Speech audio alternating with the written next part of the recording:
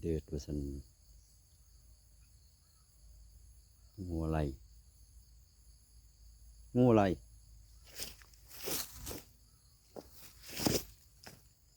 ก็บ่นี้สิเป็นพิษอยู่บ่คน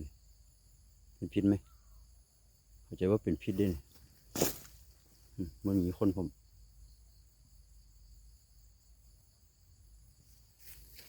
ใจว่านี่ว่านี่อีกเป็นพิษด้วยเนาะ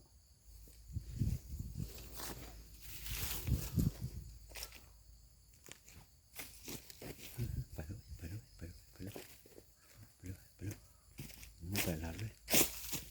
ไปเลยโอ้โหของคอสูบครับโอ้โหสูบครับ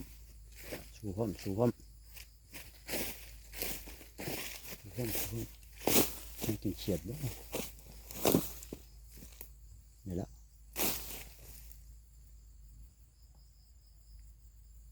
เกือบเหยียบเมื่อกี้